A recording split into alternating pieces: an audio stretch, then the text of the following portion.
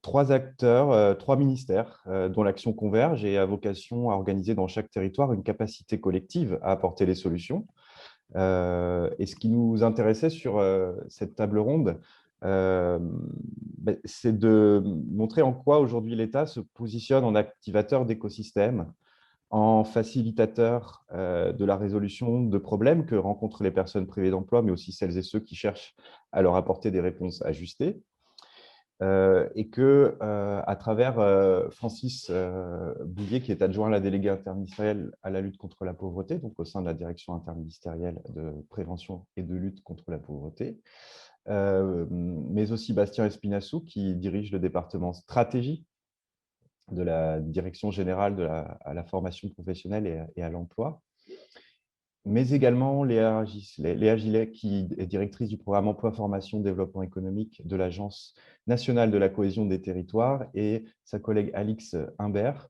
Nous avions envie de vous proposer un cadrage et ce canevas que les acteurs des ministères au national proposent, avec bien souvent une véritable connexion au territoire, au moins à l'échelon régional, mais souvent bien plus proche des populations, et une connexion qu'on observe au quotidien avec les réseaux associatifs, avec Pôle emploi, bien sûr, et les missions locales, et tous les acteurs du champ de la lutte contre la pauvreté, de façon à proposer des solutions multicartes et multicanales pour les populations pour lesquelles l'AIS Emploi avait été proposée. Donc, je vais commencer par laisser la parole peut-être à Francis Bouillet, qui nous fait l'honneur d'être présent aujourd'hui depuis la délégation interministérielle à la lutte contre la pauvreté. Donc, Francis, ce qui nous intéressait aujourd'hui, c'était votre travail au service d'un thème plus vaste que celui de l'AIS Emploi, qui est la lutte contre la pauvreté et la prévention, et qui, dès le début de cette stratégie pauvreté, de la création de cette délégation interministérielle, s'est attaché à faire émerger de la concertation, de l'écoute et de la coopération tout au long de cette stratégie, et qui il nous a paru intéressant aujourd'hui que vous puissiez nous présenter les travaux actuels et les coordinations que vous opérez au quotidien avec l'ensemble des acteurs, notamment du champ de l'emploi. Merci Johan. Est-ce que vous m'entendez bien? Excellemment. Super. Bon, vous m'arrêtez dès que ça ne devient plus clair. Voilà, donc merci beaucoup pour l'invitation. On a beaucoup travaillé ensemble quand j'étais commissaire à la lutte contre la pauvreté en Grand Est, notamment sur les problématiques d'insertion. Très heureux, je vois que l'Assemblée est fournie, donc ça fait vraiment plaisir. Ce n'est pas toujours le cas dans ce genre de visio. Une petite précision sur la délégation interministérielle. On n'est pas rattaché réellement à un ministère, puisqu'on a une vocation interministérielle. C'est précisément une demande forte qui avait faite notamment les associations, à la fois que la stratégie pauvreté par rapport au plan antérieur soit davantage interministérielle. Donc, on sait bien que la lutte contre la pauvreté relève à la fois du ministère de l'Emploi, des Affaires des Solidarités, du Logement, de la Santé, etc., donc de l'Éducation nationale, évidemment. Donc, l'enjeu, évidemment, d'interconnecter l'ensemble de ces ministères, et puis, évidemment, territorial, puisque les stratégies antérieures étaient un petit peu plus descendantes que celle-là, même si elle a une partie évidemment descendante aussi, et que l'enjeu, on s'était bien rendu compte qu'il fallait, mais je vais y revenir, bien mobiliser les compétences de chacun. Donc, comme vous le disiez, Johan, le président de la République a souhaité, d'une manière générale, que l'État soit davantage un État facilitateur en appui au territoire. Ça a été porté, et je pense que ce sera dit tout à l'heure, notamment par la création de la NCT, dont c'est vraiment l'ADN, l'inspiration, mais aussi plus généralement l'intention, est-ce qu'elle est réalisée ou pas, mais je ne sais pas, mais en tout cas de redéployer plus d'effectifs des ministères parisiens vers le terrain. Voilà, et c'est un petit peu ce qui a inspiré notamment la création des commissaires à lutte contre la pauvreté et d'un État qui soit plus incitateur de la mise en coordination des acteurs territoriaux. Alors, vous allez me dire que ce n'est pas totalement nouveau, hein, il faut être tout à fait juste. Je pense, quand j'ai commencé ma carrière il y a longtemps, on lançait le plan de cohésion sociale et Jean-Louis Borloo avait déjà souhaité fortement appuyer le déploiement des PLI, des maisons de l'emploi à l'époque. C'est un petit peu aussi cette démarche-là. Entre-temps, on a eu les SPEL qui sont aussi une autre logique sur un objet dédié, mais malgré tout extrêmement partenarial sur un objet précis. Et puis, plus globalement, on avait aussi une forte offre d'ingénierie territoriale, au-delà même du champ des politiques d'insertion, même si pour des raisons juridiques, elle a dû être supprimée. Voilà. Alors tout cela est évidemment le fruit d'une conviction, mais c'est aussi la prise de conscience de plus en plus par l'État de la nécessité opérationnelle de fonctionner sur ce mode-là. D'abord parce que, comme vous le savez, dans notre pays jacobin, l'État est de toute façon toujours tenu comptable de l'atteinte des objectifs, qu'il soit compétent ou pas, ce qui évidemment crée une petite tendance à vouloir s'immiscer dans les compétences d'autres, qu'il s'agisse pour ce qui nous concerne de lutte contre la pauvreté, d'emploi, d'insertion des bénéficiaires minima sociaux. On voit bien que l'État n'a pas forcément toutes les compétences, mais qu'in fine, c'est bien vers lui Francis, que… Oui, votre micro frotte d'accord, je vais le sur. porter comme ça. Ah, c'est formidable, désolé. Non, non, bah, c'est moi, c'est moi.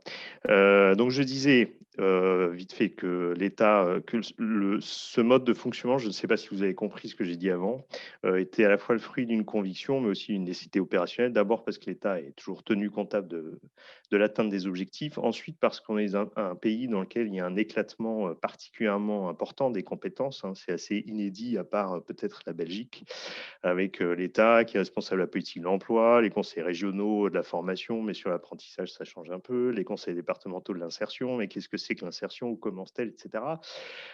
Troisièmement, parce que les obligations législatives ne sont pas forcément opérantes, hein, on le voit sur, je ne vais pas les citer, c'est pas le propos aujourd'hui, mais sur beaucoup d'obligations qui sont posées dans le cadre normatif, réglementaire aux collectivités territoriales, qui ne sont pas forcément partout respectées. Donc, il ne suffit pas non plus d'inscrire dans la loi une obligation pour qu'elle s'incarne.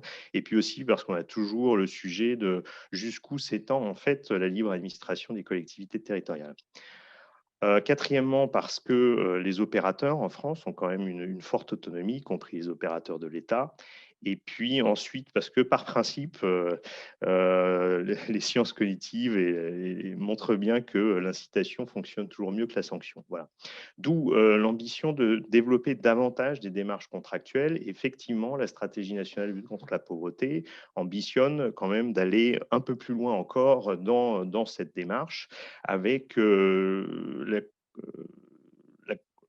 enfin, la conviction que la lutte contre la pauvreté suppose la mobilisation de l'ensemble des collectivités territoriales, des conseils départementaux en matière d'insertion, des conseils régionaux en matière d'orientation, de lutte contre l'illettrisme, contre le décrochage, de SS, etc., évidemment de formation, et évidemment des EPCI et des communes, et qui est un principe de libre administration, que donc cette logique partenariale ne peut s'incarner que dans une logique contractuelle. Voilà. D'où, comme je le disais, le déploiement de logiques contractuelles et plus généralement de logiques partenariales de type consortium et incitative, avec des appels à manifestation d'intérêt qui n'ont pas forcément pour ambition d'universaliser un dispositif, et de plus en plus de financement, non pas seulement de dispositifs, mais aussi d'enveloppes d'ingénierie pour aider les acteurs territoriaux à construire une coordination. Voilà, le SPIE s'inscrit donc dans cette démarche. Pour rappel, je ne sais pas quelle est votre connaissance de la stratégie pauvreté, donc très rapidement, on a des conventions avec presque l'ensemble des conseils départementaux. Il y en a 2 qui n'y sont pas, mais c'est par choix politique, parce qu'ils fusionnaient au moment du lancement de la stratégie pauvreté, où ils avaient l'ambition de fusionner. Et dans ces conventions, il y a des objectifs socles. Et ces objectifs socles, dans le domaine de l'insertion, sont d'ici 2022 que chaque BRSA bénéficiaire du revenu de solidarité active soit orienté en moins de 30 jours, qu'il y ait un délai d'entrée en accompagnement de moins de 2 semaines, et que par rapport à 2019, on est en 2022 300 000 personnes de plus qui soient effectivement accompagner, puisque vous savez que le ratio dépenses d'insertion, dépenses d'allocation du RMI, aujourd'hui du RSA, s'est dégradé depuis 1988. Et l'enjeu, c'est quand même de redonner, notamment aux conseils départementaux, des marges de manœuvre pour investir davantage sur l'insertion des personnes accompagnées. Voilà.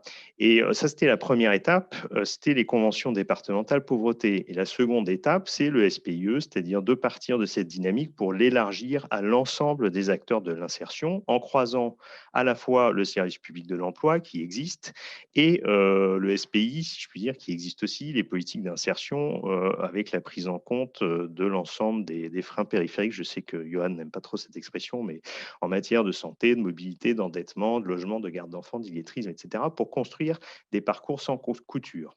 Donc, le déploiement du SPIE, il repose, pour synthétiser, sur 3 principes: la concertation, l'expérimentation et la généralisation sur une base contractuelle.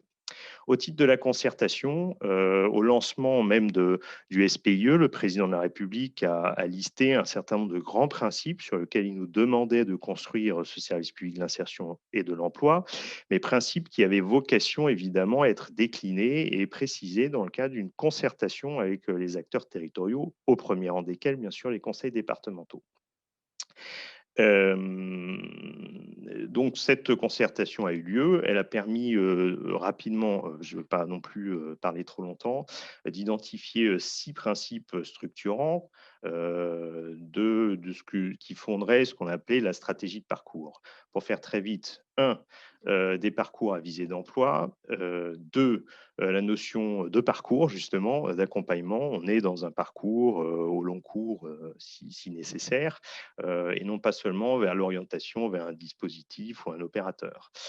Troisièmement, l'ajustement de l'accompagnement aux besoins de la personne et non pas l'injonction faite à la personne de s'inscrire dans les offres de services disponibles.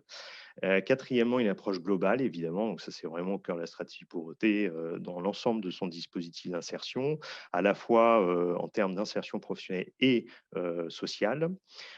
Cinquièmement, un parcours qui est co-construit avec la personne, que la participation, l'adhésion aussi de la personne à la démarche et la compréhension par l'accompagnant du point de vue et des enjeux propres de la démarche de la personne telle qu'elle les qualifie, et aussi une ambition très forte de la stratégie pauvreté. Et puis, je l'ai dit tout à l'heure, dernière brique, un parcours sans couture. Donc, premier point, la concertation. Deuxième point, l'expérimentation. L'expérimentation, elle a pris la forme d'un premier appel à projet qui nous a permis de dégager 14 territoires d'expérimentation. On avait procédé aussi comme ça pour les conventions départementales avec 10 territoires démonstrateurs. 14 territoires d'expérimentation, non pas de l'ensemble du SPI, mais du SPIE, pardon, mais de briques de ce SPIE. Et à la fois dans les projets et dans le bilan à mi-parcours que nous avons pu opérer, on observe déjà un certain nombre de bonnes pratiques sur le sujet. Très rapidement, et je pourrais répondre bien sûr à des questions, mais synthétiquement, ces bonnes pratiques, elles sont notamment dans le domaine de la gouvernance, avec un certain nombre de projets qui se construisent d'abord sur la base d'un consortium, vous verrez, j'y viendrai tout à l'heure, ou même parfois de la création d'un groupement d'intérêt public entre l'ensemble des acteurs socles, si je puis dire, du SPIE. Deuxièmement, des bonnes pratiques en termes d'amélioration du diagnostic et des processus d'orientation, qu'il s'agisse de diagnostics co-construits avec la personne, d'une préorientation sur la base d'algorithmes. On peut en discuter sur le plan principiel, mais on verra aussi au résultat si c'est une pratique qui est opérante. Voire la construction de lieux uniques. Je pense par exemple en Haute-Savoie ou dans le Nord à la création de maisons d'insertion et de l'emploi qui regroupent Pôle emploi et le conseil départemental.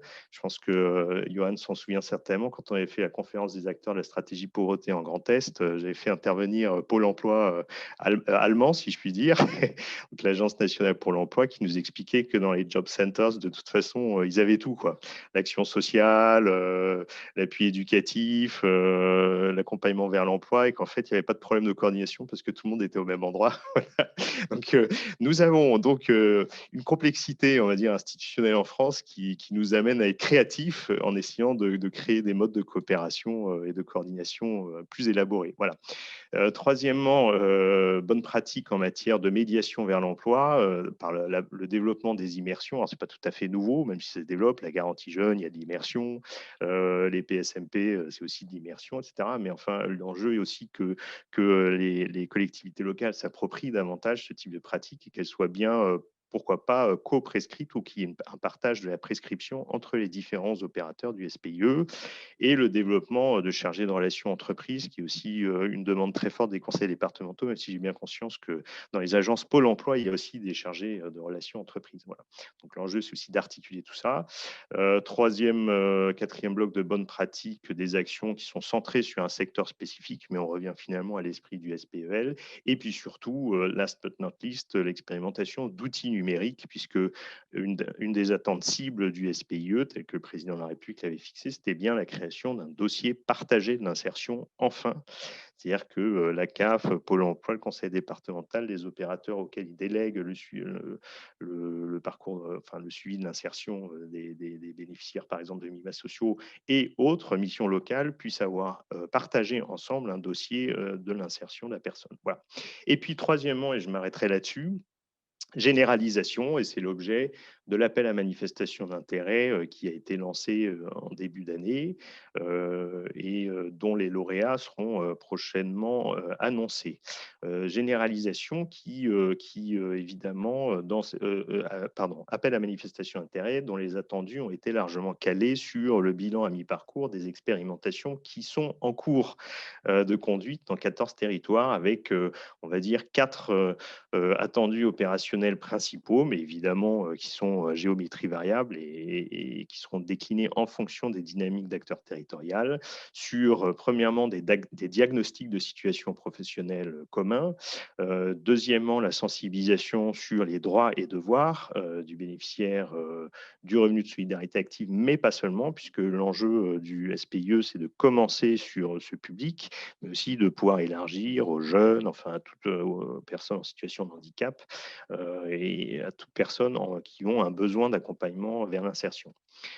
Troisième attendu, l'articulation des offres d'insertion. Alors, ça peut être le développement de nouvelles offres d'insertion si on constate que sur tel ou tel territoire, il manque une brique, si je puis dire. On le voit en termes de médiation active, par exemple. C'est souvent le cas parce que c'est cher aussi, mais efficace. En revanche, ce que nous faisaient remonter les acteurs de l'expérimentation, c'est que parfois, il y avait quand même déjà beaucoup d'offres et que l'enjeu, c'était plutôt de ne pas doublonner et que l'ensemble des acteurs du consortium du SPIE connaissent bien les offres respectives des uns et des autres. Ça peut passer par des formations, ça peut passer par évidemment des plateformes numériques. Voilà. Enfin, et puis, quatrième attendu, les premières briques d'un dossier partagé de l'insertion. Bon, c'est une démarche qui suscite l'intérêt. Hein. On a reçu 39 candidatures pour 30 places, si je puis dire, pour la première vague de l'appel à manifestation d'intérêt, qui s'ajoute aux 14 territoires d'expérimentation en cours. Donc, on sera au moins à 44 très prochainement, puisque les lauréats seront annoncés début avril. Je ne peux pas d'ailleurs vous le dire à ce stade, puisque nous nous réunissons lundi et mardi pour en tout cas établir une première liste. Et puis, démarche qui rencontre le succès puisque beaucoup de conseils départementaux notamment, mais pas uniquement, vous savez que les consortiums peuvent être portés par d'autres acteurs, hein, rien n'empêche que ce soit une association sur un territoire donné ou une autre collectivité territoriale, mais beaucoup de porteurs ont déjà fait connaître leur intérêt pour la seconde vague de l'appel à manifestation d'intérêt. Voilà, j'espère que j'ai répondu aux attentes, Johan. Ah, merci Francis, que là, on était sur un exercice extrêmement complexe d'une politique très large qui se déploie dans les territoires et à des échelles territoriales et des échéances extrêmement variées. En tous les cas, on pense que cette trajectoire s'ancrera dans la durée. C'est en tous les cas la résolution de toute l'équipe avec laquelle vous travaillez, aux côtés de laquelle on a pu œuvrer un certain temps. Et on a également beaucoup de partenaires conseils départementaux avec lesquels on échange et dont on a pu mesurer à quel point ils étaient en phase avec une bonne partie des axes de progrès proposés, voire certains qui se pensaient tout à fait à la hauteur de ce qui était attendu et cherchait à faire encore mieux, ce qui est tout à fait encourageant. Merci beaucoup, Francis. Et je ne vais pas épiloguer pour passer la parole à Bastien, parce qu'on a un peu dépassé le temps. Donc, Bastien Espinassou, vous êtes chef du département de la stratégie à la délégation générale à la formation et aux formations emploi. Euh, et, et ce que nous avions en tête en vous proposant d'intervenir sur cette table ronde, c'est la connexion justement avec ces logiques qu'évoquait Francis, ou que nous a plutôt très clairement détaillé Francis, et cette notion du coup d'après, puisque vous dirigez le programme d'investissement dans les compétences, on est également dans une phase massive d'un plan de relance, et que à votre direction est celle qui est celle du premier étage de la fusée qu'est la DGEFP pour imaginer demain, mobiliser les différents opérateurs et partenaires à l'échelle du pays, et aussi permettre, et pour le coup, plusieurs acteurs des ateliers suivants en sont le reflet, des expérimentations à petites échelles ou à plus grandes pour pouvoir tirer enseignement par la suite et faire fabriquer les politiques publiques de demain. Tout à fait, merci beaucoup et merci pour cette invitation. Peut-être je vais aller assez vite puisqu'effectivement le temps tourne et faut laisser la place également aux questions.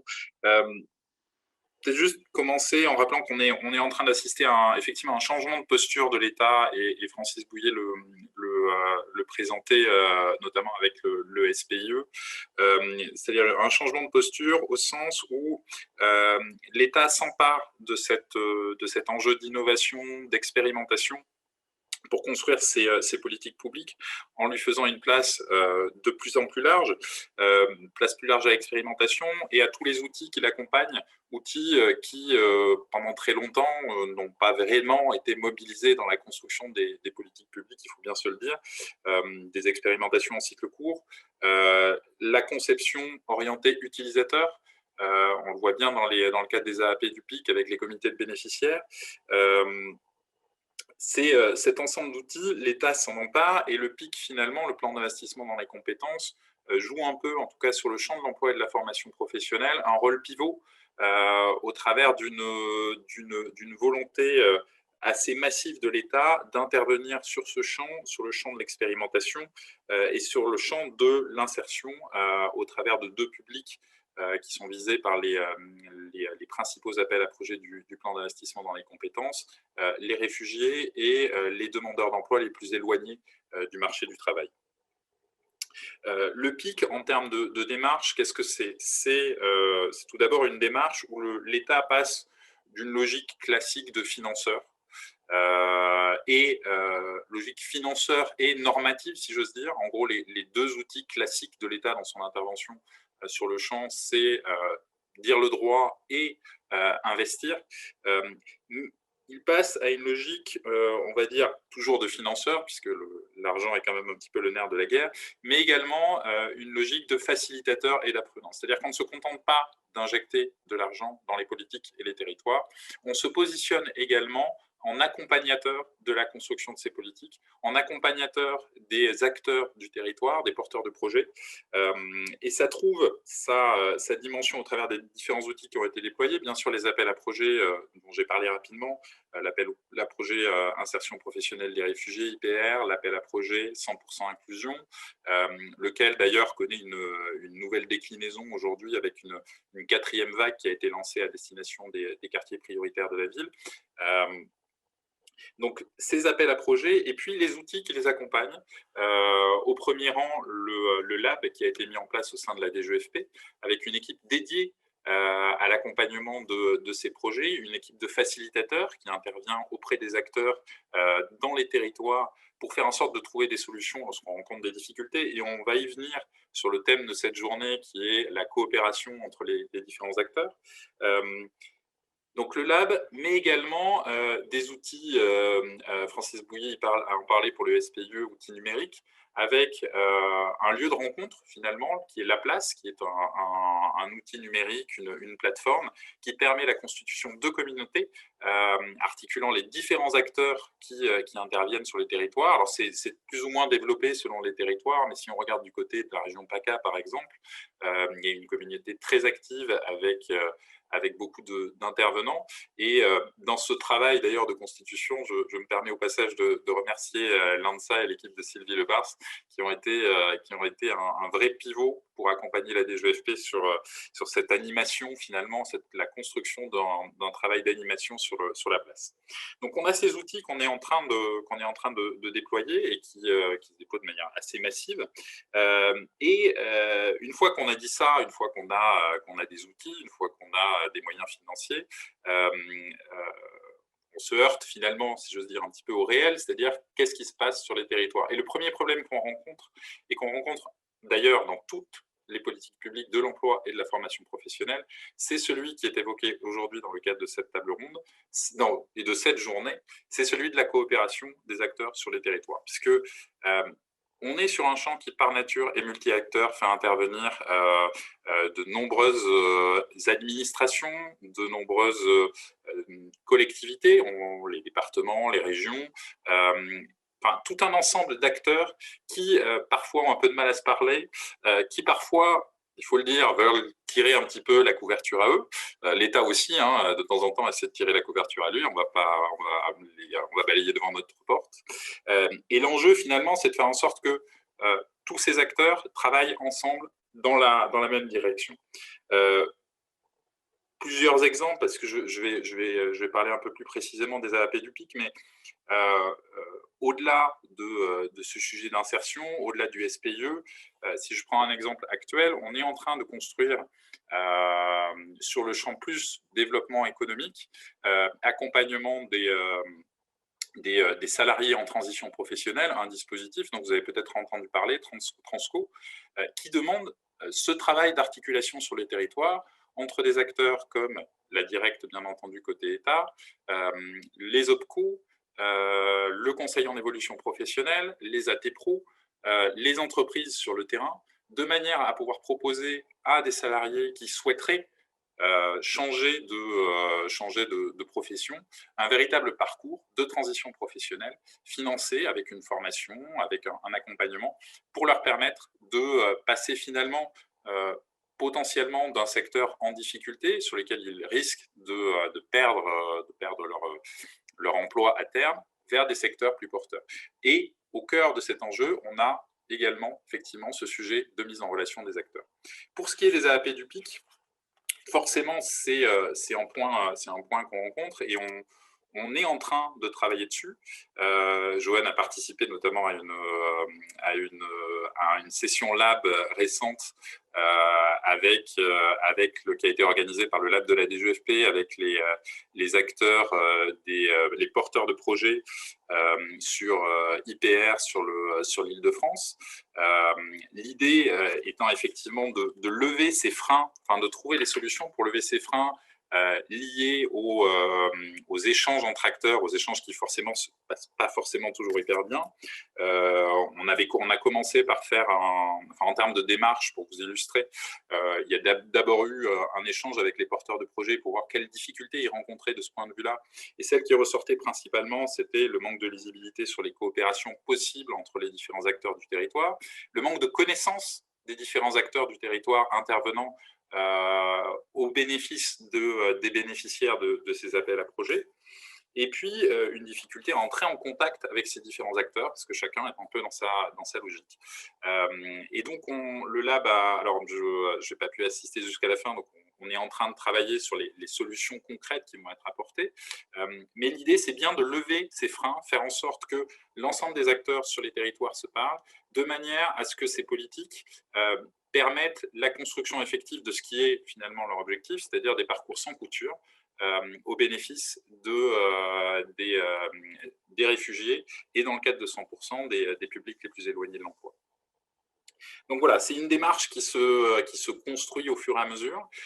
C'est une démarche aussi qui qui rentre dans une phase un petit peu particulière, puisque finalement le PIC est lancé depuis maintenant 2018. On a ces appels à projets qui se déploient.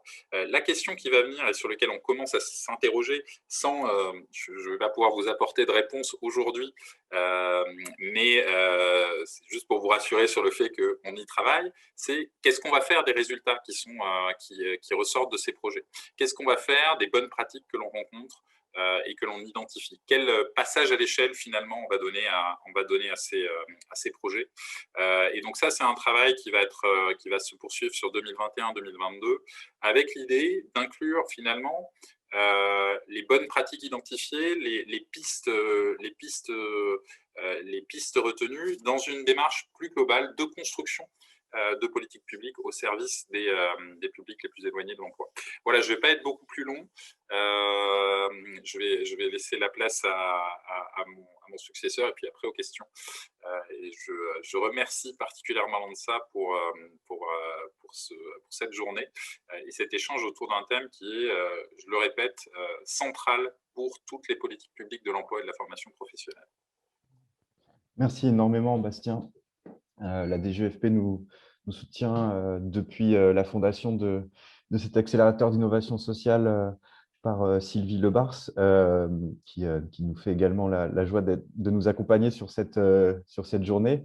Et on a, grâce à toutes ces connexions, on a pu à la fois être aux côtés de la DGEFP pour observer ce qui se joue et aussi aux côtés d'acteurs qui se sont emparés des mots d'ordre que le PIC a permis de lancer, avec une vraie invitation à expérimenter et un cadre de sécurisation de ces expérimentations qui aujourd'hui nous engage tous et toutes à avoir du résultat tout de même et à ce que ça puisse s'ancrer aussi dans la durée avec des expériences apprenantes.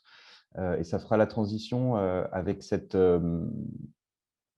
nouvelle intelligence territoriale que l'Agence nationale de la cohésion des territoires cherche à susciter, à conforter, puisque nous avons observé des réussites éducatives notamment sur des programmes que la NCT avait su lancer. Et sur le champ de l'emploi, il manquait peut-être cette brique au cœur des quartiers d'une ingénierie territoriale et d'un prétexte pour que les acteurs puissent se sentir en coalition et soutenus à l'échelle de ces zones où vont se concentrer la plupart des publics auxquels nous souhaitons nous adresser. Il y a également des zones rurales pour lesquelles la NCT intervient. Et je crois aussi, Léa, qu'il y a un axe développement économique également dans vos travaux. En tous les cas, merci de vous être rendu disponible puisque vous avez également été au parrainage et au soutien de l'AIS Emploi à travers notamment Sabine Thibault. Et aujourd'hui, vous êtes présente avec Alix Imbert, votre collègue, sur ces missions. Donc, programme emploi, formation, développement économique. C'est un beau portefeuille qui, du coup, nous a intéressés pour ce sujet de l'État facilitateur. À vous. Bonjour Yoann, merci beaucoup. Alors, peut-être en préambule, j'espère que vous m'entendez. N'hésitez pas à me dire si voilà, parce qu'il y a une alerte incendie, donc j'ai fait le pari que c'était un test et pas un vrai feu. Mais voilà, j'espère que ça ne perturbe pas trop, en tout cas, la prise de parole, parce que ça sonne du coup à côté. Peut-être pour revenir rapidement par rapport aux deux interventions précédentes, c'est vrai que du côté de la politique de la ville, c'est un petit peu l'ADN d'une certaine manière de faire confiance au territoire. Par tradition, depuis très très longue date, il y a ce principe de contractualisation avec les territoires et cette grande liberté d'une certaine manière qui est laissée au terrain avec le financement de petites structures de tests et essais qui doivent permettre au final voilà, d'arrimer un petit peu ces quartiers dont on sait que c'est des poches denses de pauvreté à des dynamiques qui sont celles du reste du territoire. Et la NCT, au final, elle vient vraiment incarner, comme a dit Francis Boyer, incarner et renforcer ce positionnement. L'objectif de l'agence, c'est vraiment d'être une agence nationale d'ingénierie au profit des territoires et en premier lieu au profit des collectivités locales. Et c'est vraiment là-dessus qu'on va se positionner. Je pense que l'exemple que je vais essayer de filer pendant cette présentation des cités de l'emploi, c'est vraiment au final l'incarnation de ce que peut faire et la politique de la ville et l'Agence nationale de la cohésion des territoires. Peut-être revenir un petit peu sur la genèse. Du coup, c'est vrai qu'il y avait ce dispositif qui est du coup un petit peu connu maintenant, qui s'appelle les cités éducatives, qui avait été expérimenté sur la politique de la ville. L'idée, c'était de le doubler et d'expérimenter les cités de l'emploi. Alors, le souhait de cette expérimentation, il est intervenu fin 2019 dans un contexte économique qui était un petit peu différent. Il y avait une réelle embellie économique dont profitaient également les quartiers, et notamment les jeunes des quartiers. Et pourtant, malgré la dynamique haussière, il y avait quand même deux arguments qui n'étaient pas deux points durs qui nous étaient systématiquement remontés par le terrain. C'est qu'il y avait quand même un manque de coordination, de lien entre les structures locales du service public de l'emploi sur les territoires politiques de la ville. Et puis, il y avait une difficulté des fois à mobiliser les dispositifs de droit commun pour certains habitants en raison de freins, alors encore une fois, on sait qu'on n'aime pas trop le terme, mais on le dit quand même parce qu'il est pratique, de freins dits périphériques qui étaient particulièrement incapacitants pour rentrer sur des formations préqualifiantes, de l'insertion classique. Donc voilà, du coup, les cités de l'emploi, dans ce contexte économique-là, elles se sont vues fixer un double objectif, mais vraiment l'idée, c'était de faire du lien entre les acteurs locaux, donc d'essayer de mettre des moyens d'ingénierie qui devaient permettre derrière d'expérimenter de nouvelles actions et de déployer du coup des actions sur mesure, sur des cohortes de public prédéfinis qui auraient fait l'objet d'un diagnostic local assez partagé, assez large, et pour lesquels en fait les dispositifs de droit commun étaient assez peu opérants. Donc ça, c'était un petit peu l'objectif initial. Je vous avoue que dans le cours de l'année 2020, en prévision des difficultés économiques, il y a un troisième objectif qui est venu se rajouter en même temps qu'une expérimentation qui est passée de 10 à 24 territoires. L'idée, c'était aussi de se dire à un moment donné, il y a une situation économique difficile, il y a énormément d'outils qui sont mis en place, et dispositifs de droit commun. Je pense à la stratégie effectivement de lutte contre la pauvreté. Il y a aussi le plan Un jeune, une solution. Et donc, on a essayé aussi de pousser vis-à-vis des cités de l'emploi cet objectif de massification, d'atterrissage des dispositifs de droit commun au bénéfice des habitants des quartiers politiques de la ville. Ça, c'est un petit peu pour l'historique global. Donc aujourd'hui, on a 24 cités de l'emploi. J'ai envie de dire qu'elles sont toutes très, très différentes. Et c'était vraiment le principe. Si on revient un petit peu sur les linéaments, l'idée, c'est vraiment sur le lien entre le national et le local, que le ministère de la Ville et la NCT sont clairement positionnés en accompagnateur, en pilote, mais jamais, ou grand jamais, en prescripteur. L'idée, c'est vraiment que le territoire d'intervention soit défini par les acteurs de terrain. Les membres du consortium, on n'a absolument aucun droit de regard. C'est à eux de nous dire si effectivement ils partent sur un cœur de machine service public de l'emploi, ceux qui choisissent les publics derrière, ceux qui choisissent d'associer tel ou tel organisme de formation, telle ou telle association de proximité. Ça peut être le club de foot, ça peut être le théâtre local, ça peut être le collectif d'habitants. Voilà, il y a vraiment des géométries qui sont très, très variables. Il n'y a aucun empêchement, il n'y a aucun type d'action particulier. L'idée, c'est vraiment de pouvoir mobiliser des financements qui sont assez modestes. C'est 100 000 € par an. L'idée, c'est vraiment pas qu'on soit sur quelque chose qui soit à une grosse échelle. Encore une fois, il y a énormément de dispositifs de droit commun qui existent. Il y a des grosses possibilités de financement qui sont mises en place aussi bien par les collectivités locales que par l'État à l'échelle nationale. Donc, ce n'était pas de venir polluer ça, mais plutôt de rajouter cette petite brique qui permettait au final de faire en sorte que tout le monde se parle. Du coup, si je rentre peut-être un petit peu plus sur le concret, on a une première vision des succès des cités de l'emploi. Et en fait, ces succès, c'est aussi des facteurs clés de succès, même si je détaillerai un tout petit peu les grands facteurs clés de succès des cités de l'emploi. Le premier succès, c'est qu'on s'est rendu compte, et je vous avoue que ça nous a surpris en premier lieu, mais c'est que la cohorte qu'on imaginait comme un objectif, c'était aussi un outil assez structurant, parce que c'est ça qui a permis au final de faciliter la communication entre les acteurs de terrain. C'est beaucoup plus facile de travailler ensemble sur un objectif limité. Les maires isolés, les jeunes, les seniors qui sont bénéficiaires du RSA, que de travailler sur une massification du droit commun ou sur une injonction simple et massive à essayer de travailler ensemble. Ça ne marche pas forcément, mais la cohorte, ça a très bien marché et ça a permis au final de remettre beaucoup de liens entre des acteurs. Le deuxième point, c'est qu'on s'est rendu compte qu'il y a un développement en deux temps. On pensait vraiment que tout de suite, les cités de l'emploi allaient se positionner avec tous les acteurs de proximité. Je pense notamment aux collectifs d'habitants dans les quartiers et aux associations de proximité. Et en fait, on s'est rendu compte qu'ils ont tous fait le choix alors, il y a aussi le Covid qui explique ça, parce que les associations de proximité ont été beaucoup empêchées dans leurs actions. Mais en tout cas, ils ont fait le choix de se centrer autour du cœur de la machine, qui est le service public de l'emploi. Et au final, en nous remontant que ça faisait très longtemps qu'ils ne s'étaient pas parlé de cette manière-là. Et donc, voilà, nous, je vous avoue que ça a été un petit peu une surprise, mais en même temps, voilà, on a vu dans certains territoires la mission locale reparler à Pôle emploi, qui reparlait voilà, à des clubs d'entreprise, ce qui en fait se faisait pas. Et donc là encore, la cohorte a eu un effet cliqué. Et puis le troisième point peut-être, c'est un besoin de coordination qui a été renforcé. C'est vrai que nous, on avait imaginé que la Cité de l'emploi allait surtout financer des mini-actions qui permettaient de raccrocher au droit commun. En fait, beaucoup de crédits de la Cité de l'emploi sont allés surtout sur deux types de postes de dépenses, ce qu'on va appeler des postes d'aller vers, vraiment de décloisonnement, de pratique hors les murs, assez classiques, mais voilà, qui manquent toujours un peu. Et puis aussi des coordinateurs de Cité de l'emploi qui permettaient au final d'organiser justement ces relations entre des différents acteurs qui souvent sont pris par le temps, pris par l'urgence, pris par les injonctions aussi à mettre en œuvre un certain nombre de dispositifs, et du coup ce besoin de coordination a rapidement émergé.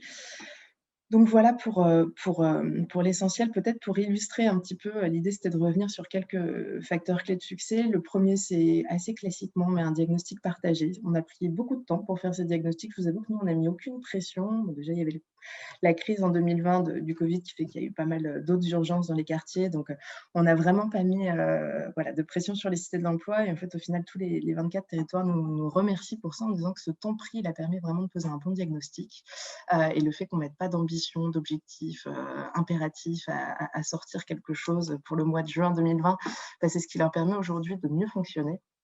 Le deuxième truc, c'est effectivement des espaces de travail communs et le fait qu'on ait pu lancer une plateforme numérique qui s'appelle La Grande Équipe. Au final, les cités de l'emploi s'en sont bien saisies localement. Ça permet d'échanger tout simplement entre acteurs. Et puis, le troisième facteur clé de succès que je voulais évoquer avec vous, c'était effectivement ce renforcement de ce que la politique de la ville, au final, sait bien faire, c'est-à-dire l'aller vers, la fiabilisation de l'orientation et puis aussi le comblement de tout petits trous dans la raquette d'actions très, très simples, mais qui permettent finalement d'accéder à ces dispositifs de droit commun. Donc, si je dois illustrer un petit peu ces différents propos, typiquement l'aller vers, on a l'exemple de La Rochelle qui a mobilisé des adultes relais, mais aussi des référents de parcours pour, par exemple, faire de la médiation emploi sur les marchés. Marché qui se tient au cœur du quartier politique de la ville. Donc, c'est voilà, une action qui est portée par la Cité de l'emploi qui a permis de toucher des publics qu'on n'arrivait absolument pas à toucher, que le service public de l'emploi ne voyait plus du tout passer. Et donc, ça a été voilà, c'est une illustration assez bénéfique, même si on est sur des toutes petites actions. À Valenciennes, on a vraiment eu là une grosse... il y a eu 2 adultes relais mobilisés en permanence en lien avec les bailleurs sociaux sur l'organisation de phases de préorientation au pied du meuble. C'est pareil, c'est du grand classique, mais ça permet de toucher des publics qu'on ne voit plus forcément. Sur l'illustration de petites actions qui permettent par exemple de fiabiliser l'orientation, il y a une cité de l'emploi qui a mobilisé des interprètes systématiquement avec des associations locales dans le cadre d'entretien, que ce soit avec les missions locales ou avec Pôle emploi, mais pour justement fiabiliser les attentes des bénéficiaires et s'assurer au final qu'ils sont insérés dans la durée.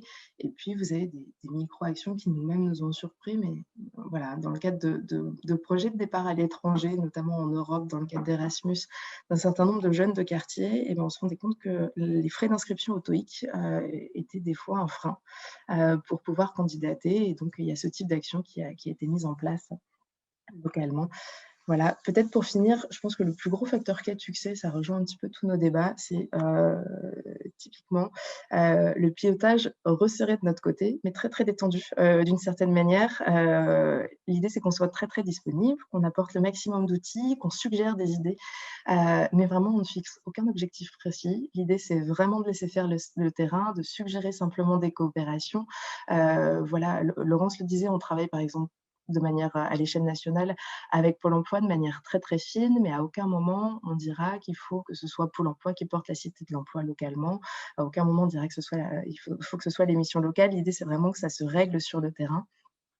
Et ça va même jusqu'à quelque chose qui, pour l'État et pour la politique de la ville, est assez fort, c'est-à-dire qu'on ne fixe pas de périmètre d'intervention. Les contrats de ville, c'est l'interco, donc c'est vrai qu'il y aura un portage assez légitime à ce que ce soit l'échelon intercommunal qui porte la Cité de l'emploi, qui soit impliqué aux côtés de la préfecture. Et en même temps, on sait que soit pour des raisons politiques, soit parce qu'il y a une densité de quartiers politiques de la ville, soit parce qu'il y a des consortiums d'acteurs qui fonctionnent mieux à l'échelle communale qu'à l'échelle intercommunale. Voilà, on laisse globalement une marge de manœuvre complète, même si on incite forcément, parce que c'est notre ADN, à avoir un portage à l'échelon intercommunal. Donc voilà, peut-être un rapide point sur les projets à venir, et ça permet de reboucler avec les 2 précédentes interventions. On a un projet d'extension qui a été annoncé par le comité interministériel des villes. Aujourd'hui, on a 24 cités de l'emploi. L'idée, c'est qu'à la fin de l'année, on en ait 84, donc avec 60 nouveaux territoires qui devraient être labellisés d'ici la fin du premier semestre 2021, dans une logique notamment, parce qu'on travaille avec Pôle emploi et puis parce que ça fait sens sur le terrain, d'essayer justement de recouvrir cette carte évoquée par Laurence des agences Pôle emploi renforcées. L'idée, c'est qu'on ait vraiment des ressources sur le terrain qui permettent de massifier l'intervention de l'État et puis de simplifier au final les initiatives locales. Je pense qu'il y a plusieurs autres pistes de travail. Il y a une première piste de travail, et ça correspond aussi à vos ateliers de renforcement du lien avec les entreprises. On a près de 2000 entreprises, TPE, PME qui sont engagées dans un dispositif qu'on appelle le pacte avec les quartiers pour toutes les entreprises, qui est un dispositif de mobilisation des entreprises. L'idée, c'est qu'on arrive à faire le lien localement, que ce soit vraiment des débouchés en emploi pour les bénéficiaires de la Cité de l'Emploi. Il y a un autre sujet qui est celui peut-être du soutien à l'innovation dans les parcours de formation. On a quelques cités de l'emploi qui ont eu des initiatives qui sont assez innovantes, qui se grefferaient par exemple très très bien sur la 4e vague du PIC 100% inclusion. On sait qu'elles souhaitent, elles travaillent à un positionnement sur ce PIC. Et donc, voilà, c'est quelque chose qui peut être un petit peu intéressant, et on voit bien comment, du coup, les différentes politiques publiques peuvent se répondre. Et puis, il y a également ce lien avec le SPIE. On est sur des expérimentations qui sont assez proches, même si on n'est pas forcément sur les mêmes échelons d'intervention, et ni sur les mêmes types de publics. Mais ce que disait bien Francis Bouillet, c'est-à-dire que le SPIE a une vocation à aller au-delà des bénéficiaires du RSA. Il y a beaucoup de bénéficiaires du RSA dans les quartiers politiques de la ville, et donc forcément, il va y avoir des recroisements à faire. Et donc, l'idée, c'est effectivement de ne pas dupliquer notamment la comitologie locale, que les acteurs passent peut-être moins de temps en réunion et plus de temps sur le cœur de sujets. Et donc, voilà, je pense que c'est quelque chose à travailler à l'échelle nationale. Moi, j'ai aucune inquiétude sur le fait que localement, excusez-moi, ils arrivent effectivement, les acteurs de terrain arrivent parfaitement à articuler ça de manière fine. Donc voilà. Et puis le dernier temps, c'est parce que ça a été aussi évoqué sur le champ du développement économique, il y a une autre expérimentation qui a été annoncée dans le cadre du CIV qui s'appelle Quartier Productif. C'est vraiment, l'idée, c'est d'essayer de faire le pendant sur le champ du développement économique, qui a ses propres logiques, qui a ses propres acteurs, qui ne sont pas ceux de l'emploi et de l'insertion. Donc c'est pour ça qu'on a cherché à les isoler, même si effectivement tout ça se répond de manière très fine. Il y a une douzaine de territoires, 13 exactement, c'est pour ça que je dis 12, mais en fait ça va plutôt être 13, qui vont être expérimentateurs de ce dispositif Quartier Productif, qui allie l'ANRU, BPI France et la Banque des Territoires en même temps que la NCT. L'idée, c'est vraiment d'accélérer des projets de développement économique, de rattacher aussi les quartiers politiques de la ville à des dynamiques de développement qui peuvent être plus larges sur des programmes qui sont portés par la NCT. Je pense notamment à un territoire d'industrie. Donc, ça peut se recouper très, très largement. Et on a fait le choix à la NCT qu'un certain nombre de territoires, cités de l'emploi, soient également quartiers productifs pour pouvoir justement travailler un petit peu globalement et faciliter la coordination locale sur ces champs qui sont proches mais loin, avec un axe qui paraît tout de suite évident de coopération, qui est celui de l'entrepreneuriat dans les quartiers, avec les programmes qui sont portés par BPI France, mais aussi avec les dispositifs qui vont être portés dans le cadre du plan de relance par le ministère du Travail, avec un soutien assez fort à l'entrepreneuriat des jeunes.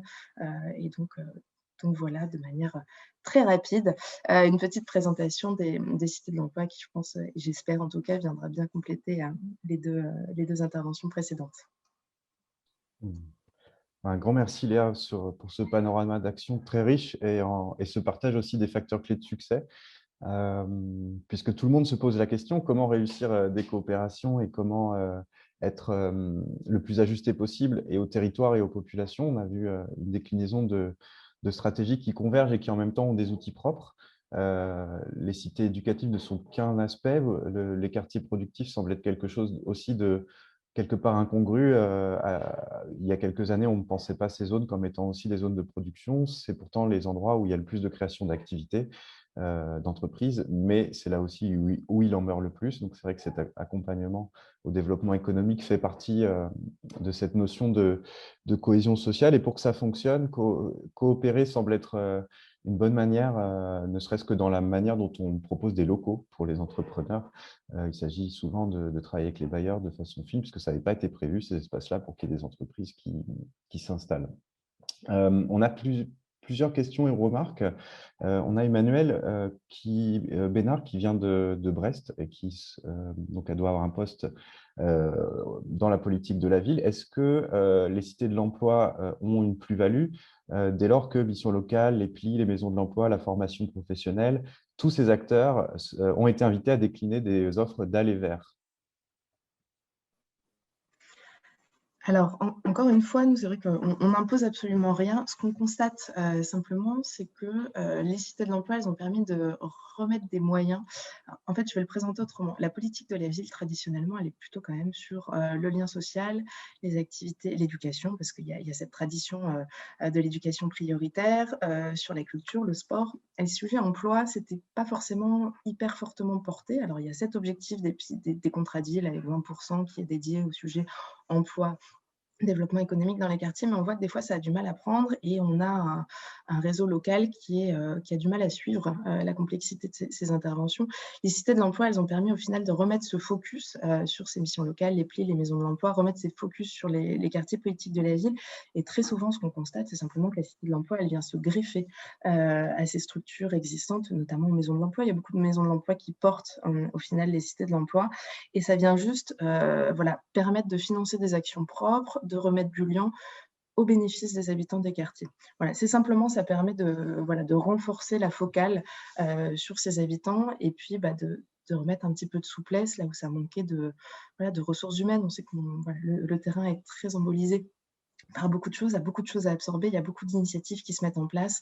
C'est vrai que cette possibilité de financer des moyens d'ingénierie complémentaires de manière complètement souple, et quand je dis ingénierie, en fait, je parle de personnes présentes qui vont pouvoir suivre, faciliter et accompagner, mais ça permet au final des actions très concrètes de se mener. Merci. Alors, avant, peut-être qu'il n'est pas encore parti, Francis, donc vous avez une intervention à 11 heures. L'AMI SPIE deuxième vague ou dernière vague, quand est-ce que ça se situe? Est-ce que c'était une autre question?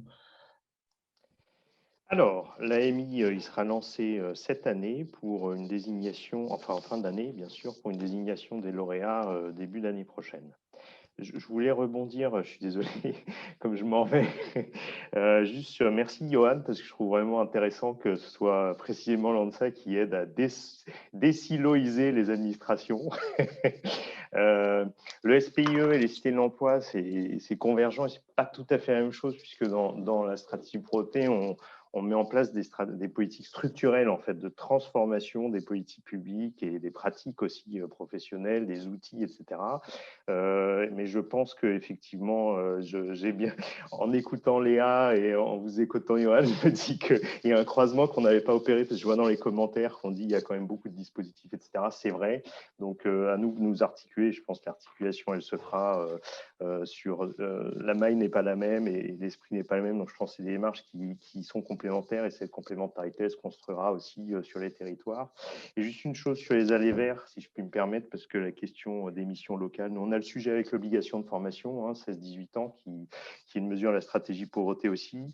Mon expérience de terrain, c'est que les missions locales n'ont pas forcément toujours les effectifs, effectivement, comme je disais Léa, et le temps pour faire de l'aller vers, même si ça fait partie de leur mission, mais elles ont quand même beaucoup de choses à faire, et qu'il y a quand même 20 millions d'euros qui sont dédiés à ce sujet dans le budget des missions locales cette année, dans le cadre de la stratégie pauvreté sur le programme du ministère du Travail, plus probablement, mais je ne veux pas anticiper, et ça, le collègue de la DGEFP pourra éventuellement le dire, un travail, on espère pouvoir développer sur le PIC un axe maraude numérique, sur le PIC invisible, comme on le dit justement.